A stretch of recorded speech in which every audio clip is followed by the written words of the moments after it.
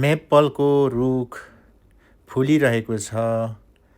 यो मेपल चाहिँ पात लाग्नुभन्दा पहिला नै फुल्छ। यसरी फुलिसकेपछि मात्रै उसको पत्ताहरू लाग्नु थाल्छ। यसबाट चाहिँ सिरप बनाउँछ, मह बनाउँछ।